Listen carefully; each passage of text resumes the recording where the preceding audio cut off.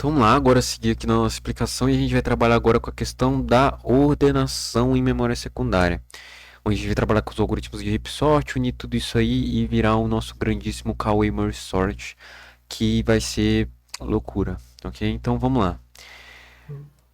Então aqui a gente vai entrar, né, retomando a questão da ordenação em RAM, fluxo padrão, basicamente aqui ele vai explicar que, né, você precisa fazer acesso ao disco, carregar uns blocos lá do disco e fazer a ordenação desses blocos em disco, ou então você pode carregar um arquivo inteiro e ordenar ele dentro da RAM. Mas claro, você tem um problema aí, um gargalo, que basicamente dentro de sistemas computacionais, em discos e HDs, você não pode ter dois processos acessando o disco ao mesmo tempo. Ou seja, se você faz uma solicitação ao disco, que leva ali, como a gente sabe, é meio que um gargalo do computador, que leva muito mais tempo do que um processamento básico, você tem que ficar esperando que aquela leitura de disco acabe para que outro programa chegue e peça uma próxima leitura de disco. Ou seja, não é possível fazer um paralelismo dentro do disco. Você não tem dois braços de leitura lá dentro do disco para fazer duas leituras ao mesmo tempo, certo? Então toda leitura que você faz, ela meio que tá te cobrando, né, o fato de que se ela demorar muito, nenhum outro processo vai conseguir solicitar uma leitura porque aquela sua leitura anterior ela está demorando muito, certo? Então vamos lá. Ele fala basicamente blá blá blá, que se você conseguir carregar bastante dados na memória para ordenar, ao invés de, por exemplo, tentar ficar ordenando tudo lá dentro da memória, que é basicamente inviável, né? Ficar fazendo vários e vários seeks, você consegue meio que aplicar uma questão de paralelismo, né? Que é a questão de você ter dois processos rodando ao mesmo tempo, duas threads rodando ao mesmo tempo, que vocês viram lá, espero que em sistemas operacionais, que é a questão do paralelismo. Você está ter duas coisas sendo processadas ao mesmo tempo dentro do seu computador, usando a questão lá do, né, vocês vão ver sistema operacional de pipeline e essas coisas aí que o processador tem, multinúcleos e coisa do tipo, ok? Se vocês não viram, é uma pena. Aí, beleza. Aí ele fala basicamente, se pergunta se existe algum algoritmo que ele não precise que todo o arquivo ele esteja em memória para iniciar a ordenação. Então, por exemplo, beleza, eu tenho um arquivo muito grande aqui, por exemplo, ele tem 20 gigas, um arquivo de 20 gigas. Você aí com a sua memória RAM de 16 gigas, memória RAM de 8 gigas, obviamente não consegue abrir esse arquivo no seu bloco de notas ou coisa do tipo. É impossível, a tua memória RAM ela não aguenta esse arquivo inteiro.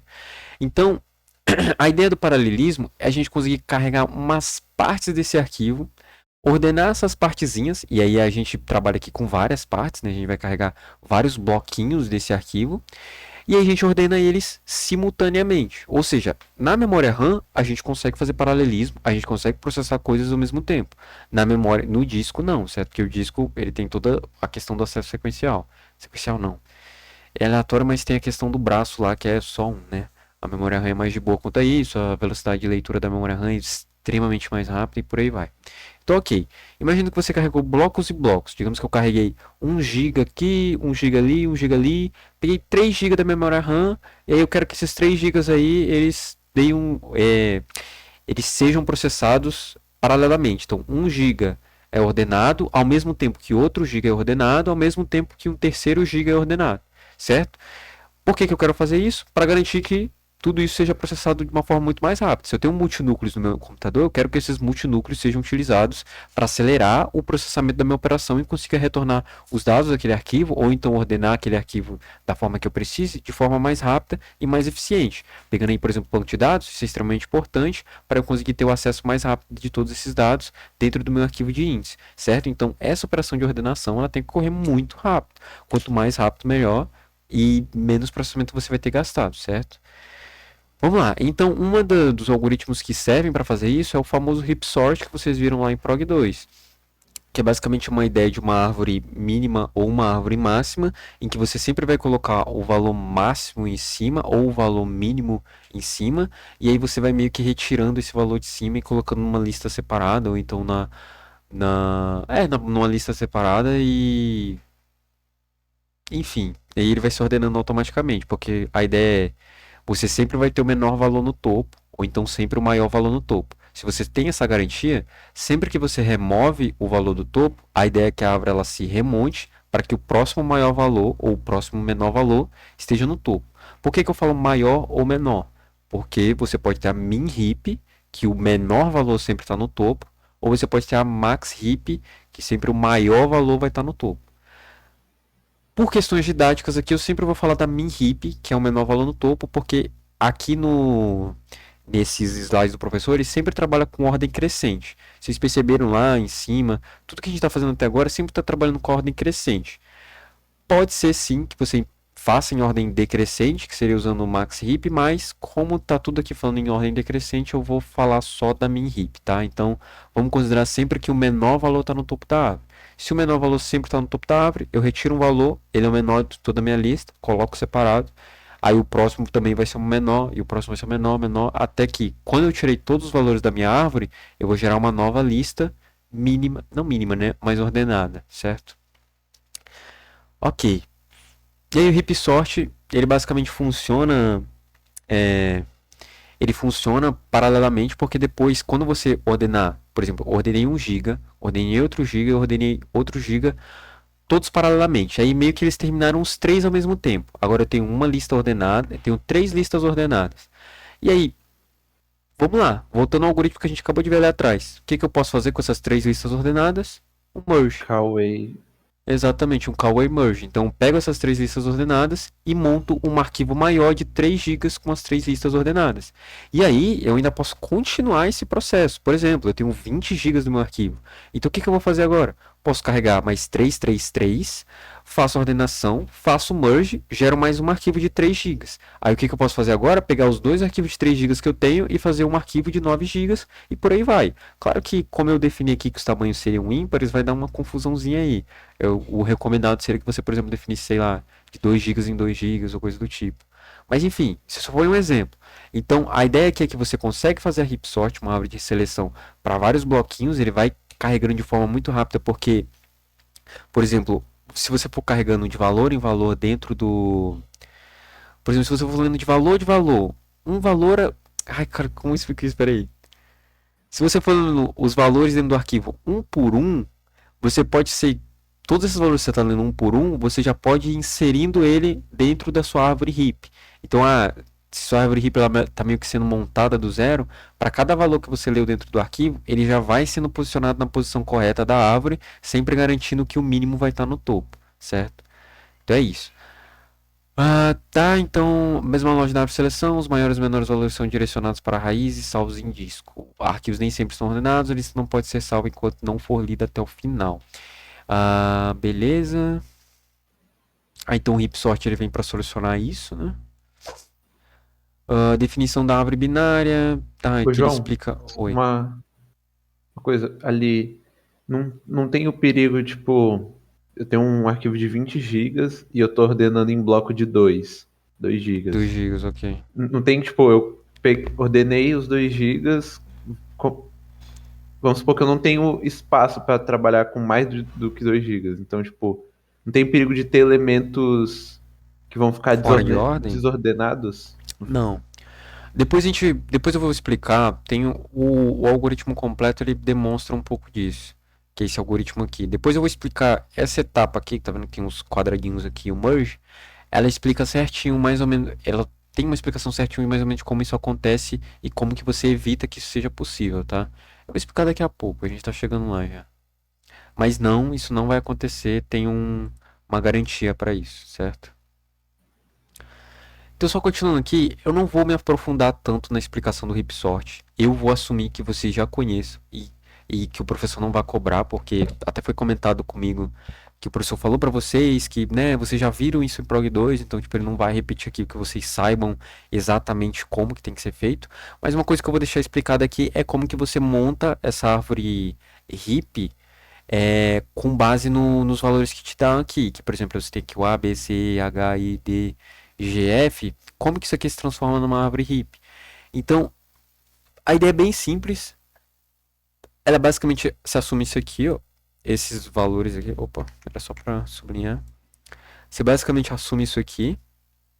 Que o filho da esquerda é o 2i, a posição 2i, e o filho da direita é a posição 2i mais 1.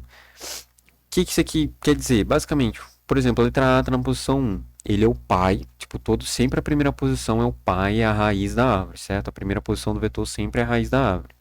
Então vamos lá, o A está na posição 1. quem que é o filho do A? I mais um. Se o I é igual a, qual é o nome? A1, né? Que é a posição atual onde eu tô, que é o A. I mais um é 2. Então, o filho da esquerda do A é o B. E o filho da direita do A é o C, porque é I mais... Pera, é I mais um e I mais 2? Não, é 2 vezes I e 2 vezes I mais um. Ok, vacilei aqui, foi mal. Então, vamos lá. 2 vezes 1 é o filho da esquerda, que vai dar 2. E o que é o filho da direita? 2 vezes 1 mais 1. Ou seja, 2 vezes 1 é 2, mais 1 é 3. Então, o filho da direita vai ser o C. Aí vamos para o B. B. O filho da esquerda do B é 2 vezes Vezes 2. dois. 2 vezes 2 vai dar a posição 4. Então, é o E, é o filho da direita. Mais 1 é o... Quer dizer, o filho da esquerda. Mais 1 é o filho da direita, o H. Ok? Vamos para o C. Quem que é o filho do C? 2 vezes 3 vai dar 6. Então, o filho da esquerda é o I. Mais 1, 7. Filho da direita é o D, certo? Se eu quero ver o filho do E. 2 vezes 4, 8. É o G. 2 vezes 4 mais 1, 9. É o F, certo?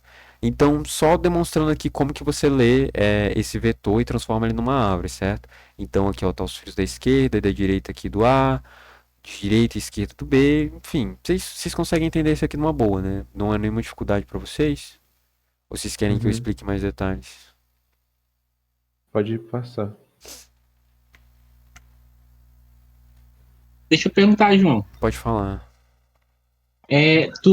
Você tá fazendo a árvore aí, beleza. Aí deu 2 vezes 2, 4. Aí 2 vezes 2 mais 1, que vai dar 6, que aí é o I. Aí automaticamente ele já vai ordenando lá, que ele vai pro lado direito, que é C, e vai pro lado esquerdo de C, Não, não tem nada a ver com isso. Essa ideia que eu que é apresentei maior. aqui agora, ó, primeiro, você falou que 2 vezes 2 mais um deu 7. Ou não, deu 6, né? Mas Deu não, seu, não, não deu 6. 6, no caso dá 5. 2 vezes 2 é 4, mais um é 5. Então seria esse valor aqui, que é o valor de H, que seria o filho da direita do B, certo? Ok. Mas não, beleza, se só corrigindo isso já fica certo essa parte, mas a segunda parte que você falou que é em relação a descobrir que é o maior, o menor, comandar na árvore e tudo mais, não se aplica aqui. Eu só quis explicar aqui como que você lê esse vetor e transforma ele para uma árvore binária. Tanto faz, nesse caso aqui, se eu não me engano, ele é uma heap, mas não assume por enquanto que a gente está trabalhando com uma heap. Aqui eu não estou querendo garantir nada que o menor sempre vai estar em cima, apesar dele estar, né? Porque a gente ainda não está trabalhando com os algoritmos de Heapify e coisa do tipo. E outra coisa, esquece a questão da árvore binária. Uma árvore heap, ela não tem absolutamente nada a ver com a binária. Ela tem uma regra completamente diferente da binária. Não tem aquela ideia de que o menor está à esquerda, o maior está à direita. Não tem essa ideia aqui. A ideia da heap é outra, certo? Que eu já vou explicar agora. Tudo bem? Então, beleza, tudo isso aqui foi só para a gente ler e saber como que monta a árvore a partir disso, se transformar nisso, certo? É como que eu saio desse vetor e faço esse desenho aqui. Foi essa a explicação de agora. Beleza. Agora, vamos lá. A heap, galera, como vi que talvez vocês não tenham tanto entendimento, a ideia da heap é que todo valor dentro da árvore, os seus filhos, eles têm que ser maior ou menor do que eles, dependendo da que eu definir. Por exemplo, aqui a gente está trabalhando com a árvore mínima, que é a árvore min heap. Ou seja, o maior valor, o valor do topo e da raiz, ele tem que ser o menor valor possível. Ou seja, eu assumo que todos os valores abaixo dele tem que ser menor do que ele. E aí a Maior. regra geral da heap é que todo elemento dentro da árvore heap, os seus filhos têm que ser menores do que ele. Tanto faz se o da esquerda ou da Maior. direita... Hã? É, Min maior. heap, os Foi mal, filhos foi vão maior. ser maiores. A min heap, todos os filhos deles vão ser maiores do que ele. Então, se eu tenho aqui o A, eu assumo que todos os filhos do A são maiores do que eles. Independente da ordem. Tipo, se aqui, por exemplo, se aqui fosse C e aqui fosse B, tá certo também, tá? Se aqui fosse B e ali fosse C, como é que tá já, né? Também tá certo. Tanto faz o lado que cada um fica. O importante é que o A seja menor do que seus filhos. Tanto faz a ordem, se um tá para a esquerda, se o outro tá para a direita. tanto faz. E a mesma regra tem que se aplicar para todos os outros elementos. Então, todos os filhos do B têm que ser maiores do que ele. Todos os filhos do C têm que ser maiores do que eles. Todos os filhos do E têm que ser maiores do que eles. Todos os filhos do H têm que ser maiores do que eles e por aí vai. Essa é a regra geral da árvore heap. A regra geral da árvore heap. E cumprindo com essa regra, a gente tem a garantia de que o nosso topo sempre vai ser o mínimo, sempre vai ser o menor valor. Ou seja, quando esse A for removido, a ideia da heap é que o valor que vai subir seja o menor valor possível. A árvore ela vai sofrer todo um ajuste para que o B suba, e aí os seus filhos vão ser, por exemplo, o E e o C. O E e o C vai ter todo um ajuste na árvore bonitinho ali, o Hipfy, eu não vou explicar aqui em detalhes, depois se vocês quiserem ver, vocês podem pesquisar um vídeo, mas eu acredito que o professor não vai cobrar vocês implementarem o Hipfy. Mas é basicamente isso. Quando o A for removido, o B vai subir e vai ser o próximo maior valor. Quando o B for removido, o C vai ser o topo. Quando o C for removido, o E vai passar a ser o topo. E por aí vai. Então eu sempre tenho a garantia que quando eu removo um valor da minha heap mínima, o próximo valor vai ser o mínimo dentro daquela lista inteira, certo? Sempre vai acontecer esse ajuste. Esse ajuste a gente chama de Hipfy, para quem quiser pesquisar depois. E aí, beleza, ele explica que tem uma simplicidade estrutural, um parentesco explícitos, que tem toda uma regra bonitinha, e essa conveniência técnica reduz a sobrecarga de memória e facilita a implementação do algoritmo. E aí aqui a gente até entra na questão de que o heap sort ele está entre qual o nome? Ele está entre um dos algoritmos de ordenação mais eficientes de todos. Se vocês viram lá em Prog 2, a gente tinha o Quicksort e tinha o heap sort eles batendo de frente um com o outro. Apesar do Quicksort ainda ser melhor para casos mais gerais, o heap sort qual o nome? Ele consegue se sair bem em muitos dos casos e às vezes ele consegue até ser melhor do que o Quicksort para ele ser mais consistente, certo? Então, continuando aqui, ele explica um pouquinho mais de como construir o heap durante a leitura, que é aquela questão que eu falei. Digamos que você está lendo valor por valor dentro do arquivo, e aí você meio que já vai inserindo ele dentro da sua heap, ou então carrega um bloco e monta todo um heapfile dentro daquilo para virar uma árvore e por aí vai. Certo? Então, aqui ele vai dando um exemplo, certo? De que ele vai inserindo valores e vai montando a árvorezinha, reordenando os valores de forma que o valor mínimo sempre esteja no topo da árvore, certo? E aí, depois, conforme eu for removendo, o A é o maior, aí depois o B vai ser o maior e por aí vai. Aí vamos lá. Aí aqui ele pede, né, para vocês implementarem. Aí aqui tem uma tarefinha para vocês implementarem. De novo, acho que não são coisas que vão cair na prova, né? Aí beleza, aí aqui ele entra na questão do heap sort, as considerações sobre desempenho, ele reduz a questão do SIX. A leitura das chaves é realizada em blocos estratégicos para minimizar o deslocamento mecânico do disco. Aí a gente entra aqui que o uso de múltiplos buffers para permitir o processamento simultâneo. Então, aquela ideia, eu carrego 1 GB, 1 GB, 1 GB e permito que os três sejam rodados o heap sort ao mesmo tempo. Beleza. Tá, e aqui ele vai mostrar a ideia de como isso aconteceria, né? Então, digamos que aqui seja um bloco de 1 GB, um bloco de 1 GB, um bloco de 1 GB, um bloco de 1 GB, um bloco de 1 GB. Você vai carregando isso para heap e vai ordenando e carregando mais, ordenando, carregando mais, ordenando, carregando mais, entendeu? Sem segredo. Aí aqui a gente vai ter alguns problemas. Não, ainda não vai chegar nessa parte. Então, aí a mecânica de extração, as chaves são extraídas pela raiz da árvore. Aí então, aqui é justamente o que eu falei, sempre a do topo é o mínimo. Quando a gente for começar a tirar do heap, eu sempre estou tirando o menor valor possível. Quando eu for armazenar isso num arquivo separado, consequentemente eu vou estar armazenando meus valores de forma sequencial e ordenada, de forma crescente. Aí vantagem do fluxo, otimização para dispositivos de armazenamento sequencial, como fitas, para leitura escritas otimizadas, minimização de SIX e blá blá blá. Acho que isso aqui não vai ser tão cobrado, mas é importante dizer, né, que como todo esse processo ele ocorre de forma sequencial, você vai lendo de valor em valor e inserindo dentro da heap, você consequentemente consegue ler muito bem isso em fitas sequenciais e depois de terminar todo esse processamento é só você voltar lá para o início da fita sequencial e escrever tudo de novo, tirando de por um da árvore. E aí tem uma explicação lógica do algoritmo em código, uma atividade, e aí aqui a gente vai entrar na questão do merging, ordenação de arquivos grandes, ok? Deixa eu só ver uma coisa. Deixa eu ver se tá valendo a pena fazer atividade. Tá.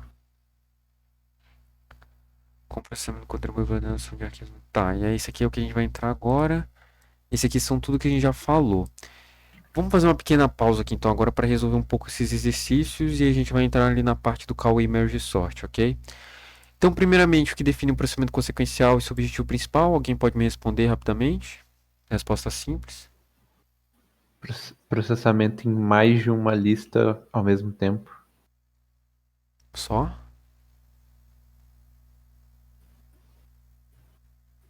É só isso? E define? É você processar duas listas para gerar uma. Isso é o processamento consequencial. Aí ele tem um objetivo, geralmente, você, por exemplo, juntar dois arquivos muito grandes ou coisa do tipo. Juntar duas listas para gerar uma união, uma interseção, um match, coisas do tipo. Ou seja, para fazer operações que geralmente envolvem a operação entre dois conjuntos de dados. Quais são os pré-requisitos fundamentais para que as listas de entradas possam ser processadas consequencialmente? Essa é boa. Alguém sabe responder? Elas têm que ser sequenciais e ordenadas? Isso. E aí Não tem a pode ter questão das elementos repetições repetidos. também. Como é que funciona? Não pode ter elemento repetido na mesma lista. Exato. Aí isso basicamente já garante. Essa segunda condição. Essa segunda condição, tipo, ela é meio que opcional. Você poderia definir que. Você poderia permitir isso, mas geralmente essas operações matemáticas elas assumem que, por exemplo, a união ela não vai ter repetição. Explica a diferença entre as operações de matching e merging. Essa é fácil. Alguém pode responder? Tipo, a ideia das duas é completamente diferente. É só explicar o que é o objetivo das duas. Match é. Qual é o nome? O merge é a união e o match é. Como é que fala? Você só pega os repetidos no Interseção. match que tem nas duas listas e no merge você pega todos. Exato. Então, um une duas listas para formar uma só e o outro casa elementos que são iguais entre ambas as listas. Aí como funciona a lógica do laço de sincronização principal do modelo consequencial? Essa que eu não sei se vocês vão saber responder, porque eu não foquei tanto em falar isso de sincronização. Vocês têm uma ideia mais ou menos do que pode querer dizer essa questão? Sincronização é do I e do J? Meio que isso. Como funciona a lógica? É como ele faz andar e como que ele termina a leitura. Ele verifica qual é o. Tipo, tem duas listas. Ele verifica qual é o maior. Você tem que estar numa ordem crescente. Se o primeiro for maior que o segundo, então ele vai pegar o segundo, ele vai adicionar na lista de resultado, né? E vai avançar pro próximo. Aí ele vai fazer de novo a verificação dos dois. Isso. É basicamente isso mesmo. É realmente você explicar. Só faltou você explicar também a questão de como ele encerra os algoritmos, porque essa questão da sincronização ela também entra nisso. Então, de um lado lá no casamento, quando uma das duas listas ela termina, a gente encerra o processo, meio que você assume que não vai ter mais matches, já que uma das listas acabou, enquanto na intercalação, quando uma das listas acaba, a gente termina de inserir todo o resto da outra, até ela chegar no final também. Então é basicamente isso. Sincronização é você ter as duas listas tendo seus elementos andando sem nunca extrapolar o end of file. Como que isso funciona? Aí aqui a gente vai entrar. Isso aqui também a gente pode responder. O que caracteriza uma intercalação de caminhos múltiplos? Essa aqui é simples. Ele só quer saber o que caracteriza. Aí, mais de sabe duas responder? listas. Basicamente isso. É quando a gente quer ordenar mais de duas listas, 3 ou mais listas. Basicamente isso. Não tem muito o que falar. E agora a gente vai entrar realmente num processamento consequencial para ordenação de arquivos muito grandes. Só interromper essa gravação e começar uma outra rapidinho.